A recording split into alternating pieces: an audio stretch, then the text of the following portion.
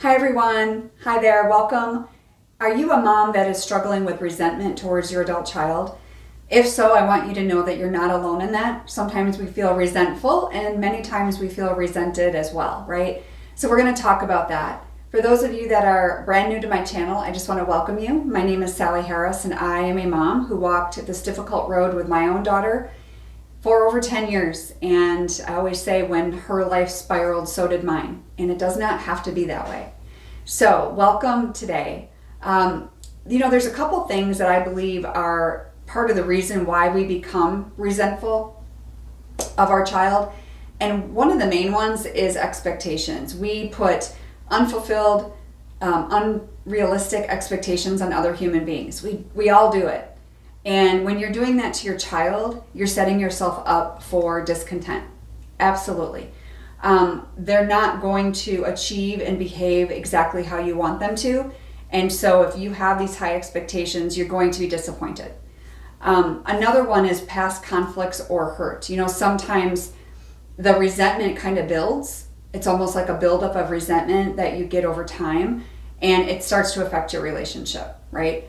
So some of that can be caused by you having different values and lifestyles and all of that. And I know a lot of you are dealing with that as well.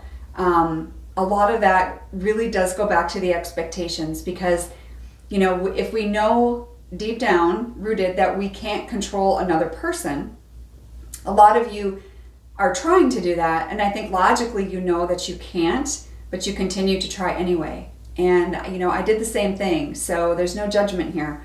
But I just want you to know that it's not going to work out in the end if you continue to do that. So I want to encourage you here today that this resentful feeling is sometimes normal, and those emotions that go along with it, we end up feeling angry or frustrated or disappointed and sad towards them, and that's not healthy or good.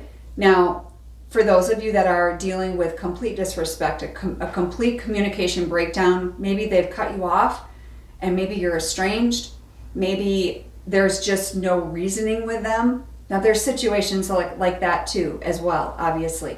And a lot of you have grandchildren that you're not allowed to see, and that breaks my heart as well. There's resentment runs deep. And the best advice I can give you is to find coping strategies that work for you. Because again, you're not going to change your child until they're ready to make that change and whatever it is that needs to be changed, right? You may have an idea or thought of what that thing is, and they may not see it as a problem, even if it really is a problem. And when they get to the point of their, what I call a misery threshold, where they get to the point where, some people call it rock bottom, they don't necessarily have to be an addict or homeless to have a rock bottom. Sometimes they get to a point in their life where they realize, I'm not happy the way things are. My family and I are disconnected and I want more. And there are a lot of kids that do come back due to that reason. Now, that is self exploration on their part. They're realizing that I want change. And they are many times going to be the one to introduce that change. And a lot of it, they need to look in the mirror, and so do we, right? And so I just want to remind you of that. But, coping strategies during this difficult time, we want to practice understanding as much as possible. But I know a lot of you who have estranged children, you don't understand any of this. You're not understanding. Sure, you can think back and you can reflect and you can look back and see, okay, well, maybe I said this or did this or this happened. But overall, everything that has happened in families can be worked through if both parties choose to do so.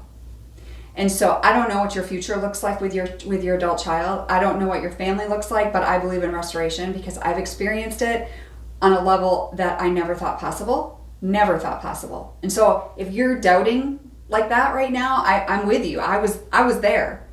But I promise you it can change. But again, it takes two people.